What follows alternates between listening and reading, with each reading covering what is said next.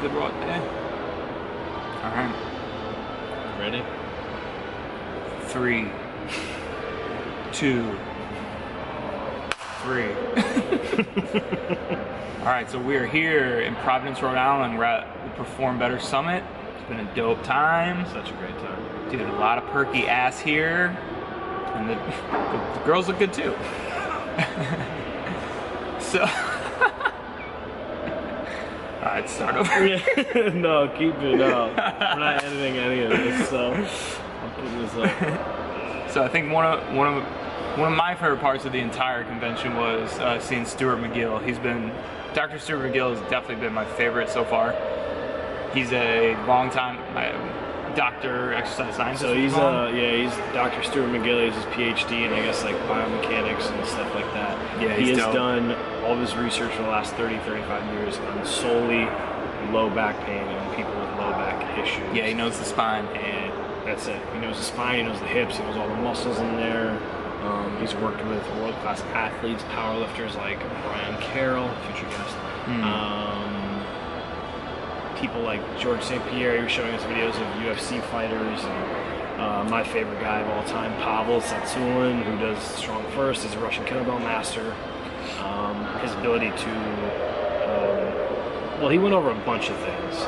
But one of the things he kept harping on, maybe you probably got something different out of it, but one of the things he kept harping on was the ability to like be tight and be strong, but to also be loose, and that's what hits the hardest. It's not your ability to stay tight the whole time; it's your ability to stay tight, rotate, turn your core into steel, and then like connect. His big emphasis was talking about the times during a movement, and this is any movement. This is during an Olympic lift, or during even if you're deadlifting or benching, or if you're a soccer player and you're cutting or shooting the ball, anything. Different points of time where your body needs to like tighten and be strong, but then also relax. And he, went into super depth about, how if you just hold that tension is good, but if you hold the tension too much, then you're going to lose performance.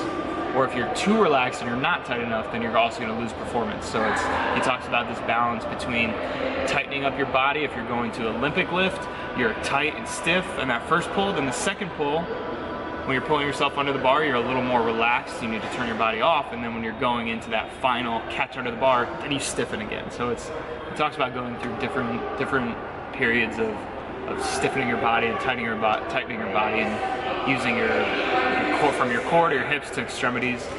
And one of the dope drills we did was it was just a handshake drill. So we had everyone, go up to your partner and shake their hand and try to shake it as hard as you can. Everyone did it.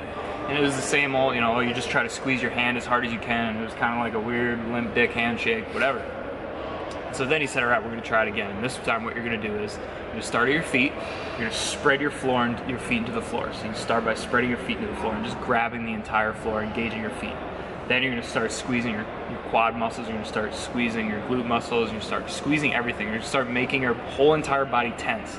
And then you're gonna get super fucking serious. He said, which was hard for us. Like you are about to die. If you don't shake this person's hand as hard as you can, you are about to die. So get super serious. He had you tighten up your neck, and he had you take your tongue and shove it up against the roof of your mouth so your entire body is tight. And then he said, all right, now try to shake the person's hand.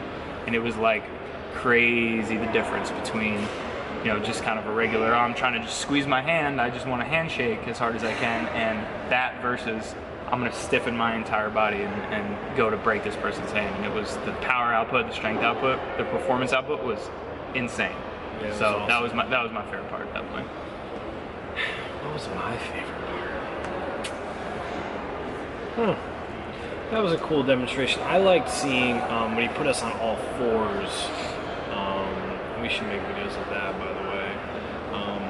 Testing to see when like your low back breaks, like not breaks, but like when you start to compensate at the lumbar spine. So example, he put you on all fours and had you rock back, and then to see where your hip depth was, where you can go, where you can squat to safely without compensating at your lumbar spine, which was really interesting. So it was Steve and I, and then one of the other guys I work with, his name's Vinny, he's here, we were doing it with him. Check out his blog, by the way.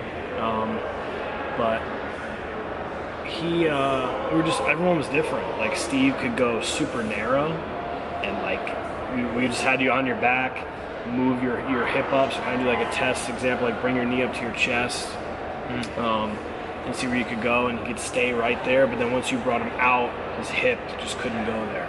For me, it was the opposite. You brought it straight up, nothing's happening, and then you brought me out, my femur out, and that's where I was more comfortable squatting it real low and I'm gonna throw up and deep into that position. And then the all fours rocking was again for deadlift stance. Like I was super, and it made sense because I always naturally used to pull with like my feet super close together. And people are like, why is your feet so narrow? Blah, blah, blah. Because I put my feet narrow together and then I rock back and all fours. I have no compensation in my lumbar spine, none.